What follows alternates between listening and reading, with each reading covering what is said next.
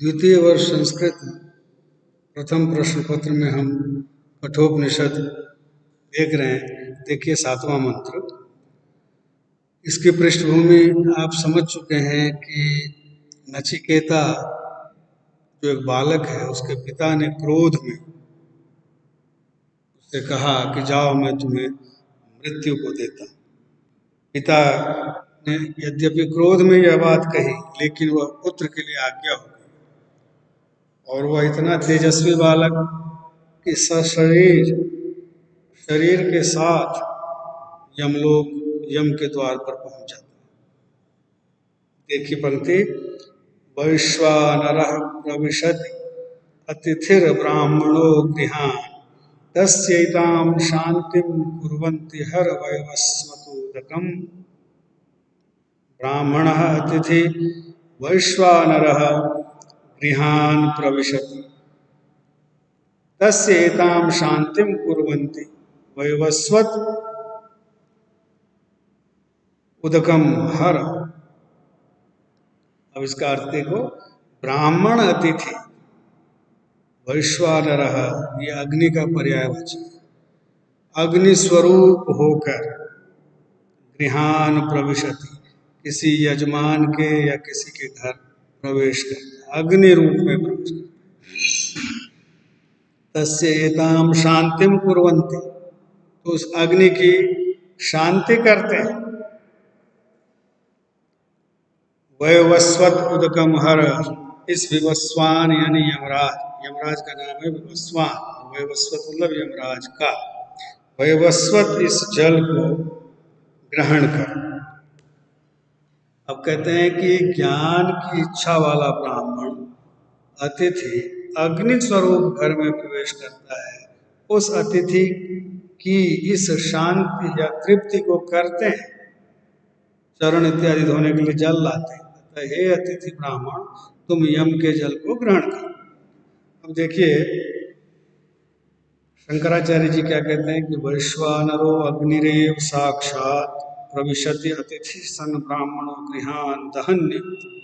वही अतिथि अपने आप में देवता है, और उसमें भी अगर वह ब्राह्मण अतिथि, ब्राह्मण कुमार है, वह वैश्वानर होकर अग्नि के स्वरूप में मानो घरों को जलाता, अपनी ज्ञान, अपनी आभा की अग्नि से मानो उस घर का दाह करता वह प्रवेश करता है। कहते हैं दाहम शमयंत युवाग्नेताम पाद्यासनादि लक्षणाम शांतिम कुर्वन्ति। इसलिए जब ऐसे अतिथि घर पर आते हैं तो उस अतिथि रूप अग्नि की शांति के लिए चरण इत्यादि धोने के लिए जल लाते हैं। कहते हैं तो अतो हरा हर हे वैवस्वत उदकम नचिकेत से पाद्यार्थम। इसलिए नचिकेता के लिए भी जल इत्यादि का प्रबंध किया गया और कहा गया कि मुझ यम के जल को ग्रहण कीजिए, आप मेरे घर अतिथि होकर के आए। अब आप जानते होंगे कि हमारे यहाँ पंच महायज्ञ में एक अतिथि यज्ञ है। अतिथि कितना महत्वपूर्ण है भारतीय जीवन में, भारतीय धर्म और संस्कृति में। और वह अतिथि अगर ब्राह्मण हो तो वह साक्षात अग्नि के रूप में प्रवेश करता है किसी भी घर। तो उसकी शांति के लिए सर्वप्रथम चरण इत्यादि धोने के लिए जल का प्रावधान करता है ताकि उनकी कुछ शांति हो, और फिर उनका यथोचित सत्कार करता है।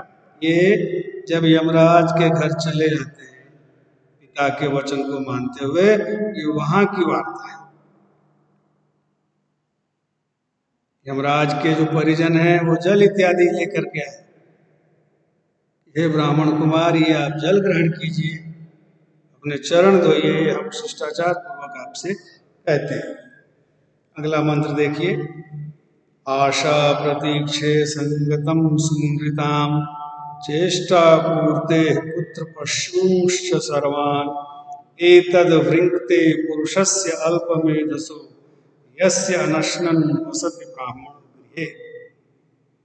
जिसके घर में ब्राह्मण अनश्नन नहीं खाता हुआ यानी भूखा निवास करता है, अनश्नन वसत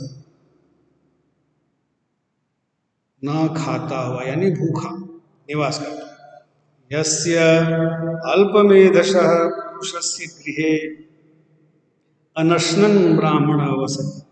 जिस अल्प बुद्धि वाले, अल्प मेधा है जिसकी, जिस अल्प बुद्धि वाले मनुष्य के घर में अनशनन बिना खाए हुए ब्राह्मण वसति, ब्राह्मण निवास करता है, तस्य आशा प्रतीक्षे, उसकी आशाओं को और प्रतीक्षाओं को यानी आकांक्षाओं को, संगतम सुनृताम, और सज्जनों की संगति को, मधुर वाणी को, ये सब पुण्य के दायक है। सज्जनों की संगति, मधुर वाणी बोलना, ये सब पुण्य प्रदान करता है। इन सब को इष्टापूर्ते सर्वान। अब इष्ट और पूर्त ये दोनों तकनीकी शब्द हैं वेद के। यज्ञादि इष्ट कहलाते हैं और कूप, तड़ाग, वापी इत्यादि हम बनवाते हैं उन्हें पूर्त कहते हैं। तो ये सब भी पुण्य के लिए करते हैं, इष्ट और पूर्त। इन सब को पुत्र पशून, पुत्रों को, पशुओं को, एतद वृंक्ते, यह नष्ट कर देता है। अर्थ देखो कि जिस यजमान के घर, जिस यजमान के द्वार पर कोई अतिथि भूखा प्यासा निवास करता है, और पूर्व में कह दिया कि वह अग्नि के समान होता है, और वह भूखा प्यासा निवास करता है, तो क्या होता है, उसके सब कुछ उसका नष्ट हो जाता है। जिस अल्प बुद्धि वाले पुरुष के घर में न खाया हुआ अर्थात भूखा ज्ञान की इच्छा वाला ब्राह्मण निवास करे, उसकी आशाओं आकांक्षाओं को, सत्संगति के फल को, मधुर वाणी को, यज्ञादि इष्ट और पूर्त कार्यों के फल को तथा सभी पुत्र एवं पशुधन आदि को नष्ट कर देता है। शंकराचार्य जी क्या कहते हैं, आशा प्रतीक्षे अनिर्ज्ञात प्राप्य इष्टार्थ प्रार्थना। आशा प्रतीक्षा मतलब क्या कहा, जो ज्ञात नहीं है, अनिर्ज्ञात है, जो प्राप्य अनिर्ज्ञात है उसकी प्राप्ति की प्रार्थना आशा है। निर्ज्ञात प्राप्यार्थ प्रतीक्षणम प्रतीक्षा है, और उसकी प्राप्ति की आशा करना ये प्रतीक्षा है। तो आशा और प्रतीक्षा, जो ज्ञात नहीं है उसको प्राप्त करने की आकांक्षा, इच्छा, ये आशा प्रतीक्षा है। संगतम तत्संयोगजम फलम, उनके संयोग से उत्पन्न फल, सूनृताम च, सूनृता ही प्रिया वाक्तम निमित्तम च, और मीठी वाणी, इष्टापूर्त इष्टम यागजम, पूर्तम आराम आदि क्रियाजम फलम। इष्ट और पूर्त, यज्ञ, याग आदि, और पूर्त का मतलब कूप, तड़ाग, वापी इत्यादि जो बनवाते हैं परोपकार के लिए, इसे इष्ट पूर्त कहते हैं। पुत्र पशुश्च, सभी पुत्रों को, पशुओं को, सर्वान एतत् सर्वम यथोक्त वृंक्ते आवर्जयति, सबको नष्ट कर देते हैं। तो ब्राह्मण अतिथि अगर भूखे किसी द्वार पर होते हैं, किसके लिए है ये, तो पुरुषस्य अल्पमेध से, जिस पुरुष में अल्प मेधा है, कम बुद्धि, बुद्धिमान व्यक्ति ऐसा कभी नहीं करता, वह उस ब्राह्मण अतिथि का यथोचित सत्कार करता है। लेकिन जो अल्प मेधा वाला है उससे ऐसी त्रुटि हो जाती है। यस्य अनशनन अभुंजान, बिना खाए पिए ब्राह्मणो गृहे वसति, अगर ब्राह्मण घर में रहते हैं तो इसलिए कहा तस्माद अनुपेक्षणीय। शंकराचार्य जी कहते हैं इसलिए ब्राह्मण अतिथि कभी भी उपेक्षा के योग्य नहीं होता। सर्वासु अवस्थासु, किसी भी अवस्था में, सर्वावस्थासु, कैसी भी स्थिति हो यजमान की, उसे ब्राह्मण अतिथि का ध्यान रखना चाहिए, नहीं तो वह अग्नि के समान घर में प्रवेश करता है और समस्त पुण्य कर्मों का भक्षण कर लेता है, उन्हें नष्ट कर देता है।